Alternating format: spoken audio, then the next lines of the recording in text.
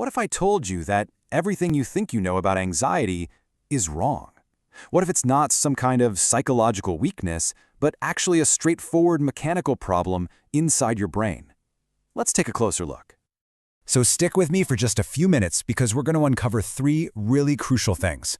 First, you'll finally understand why your brain's internal alarm system seems to scream for absolutely no reason. Second, we'll expose the exact mechanism behind it all, a process most people never hear about. And third, I'm going to give you a really simple analogy that I promise will completely change how you see anxiety forever. Okay, so here's the big idea. The one thing I want you to take away from this. We have to stop thinking of anxiety as some kind of character flaw. Instead, I want you to picture a high-performance car engine that has a clear mechanical issue. Specifically, the brakes are shot, and the speed regulator is just plain broken. All right, so here's our roadmap. We're going to start with that false alarm system in the brain. Then we'll look at the engine that's running totally out of control. From there, we'll diagnose the two critical failures, those worn-out brakes and that broken regulator, and see what happens when they inevitably cause a crash. And finally, we'll tie our diagnosis to the repair manual. Okay, so first things first. Let's get one thing straight right from the start. With pathological anxiety, the core issue is almost never about an actual real-world danger. Nope. The problem is the system that's supposed to detect the danger. And this analogy just explains it perfectly. Think of your brain's fear response like a smoke detector, right? Normal, healthy fear is when that detector goes off because your house is actually on fire. It's useful. It saves your life. But pathological anxiety, well, that's when the same detector is so incredibly sensitive that it starts blaring just because you're making toast. Sometimes it goes off when the oven isn't even on. The alert system itself is what's broken. So if the alarm system is faulty, let's go deeper and find out what's powering it. We need to look at the powerful machine that's making all this noise in the first place. Deep inside your brain, you have what's called the limbic system. I want you to think of this as the powerful, high-performance engine of your emotions. Now, it's designed to rev up and get you moving when you need it. But here's the thing. In an anxious state, this engine is just constantly redlining, stuck at 5,000 RPM, even when you're just sitting on the couch. It's always ready to floor it straight into a panic. So, you gotta ask, right? Why is this engine always racing? Well, the first part of our diagnosis points to a massive mechanical failure. The braking system is completely shot. Okay, let's get into the science for a sec. The brain's main brake pedal is a neurotransmitter called GABA, and here's how it works. GABA basically tells your brain cells, your neurons, to just chill out. It makes them less likely to fire off signals. In simple terms, GABA is the calm down and stop message for your brain. It's the ultimate inhibitor. But here's the problem.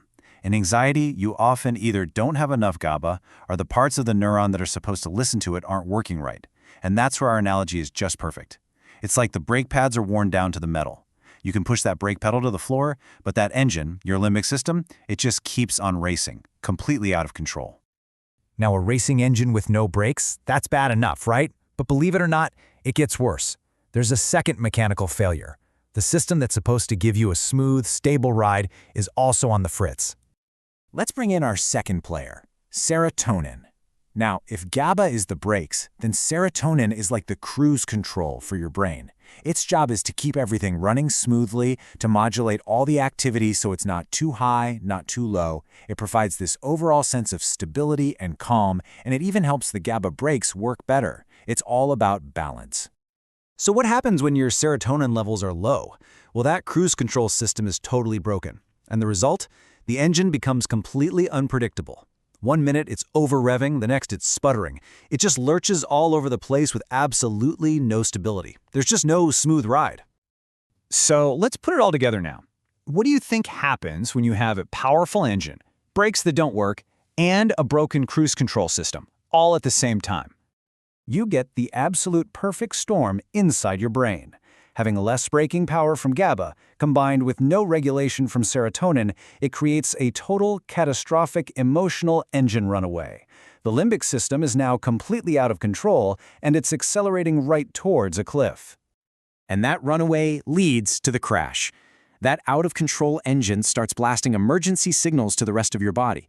It triggers your sympathetic nervous system, that's your fight-or-flight response. And that is why you get the racing heart, the shortness of breath, the sweating, the shaking. Your body is physically bracing for impact, for a danger that only exists because of faulty mechanics in the brain. So now that we've diagnosed this whole mechanical failure from top to bottom, let's connect the dots. Let's see how all of this points us right to the repair manual. This chart just lays it all out so clearly.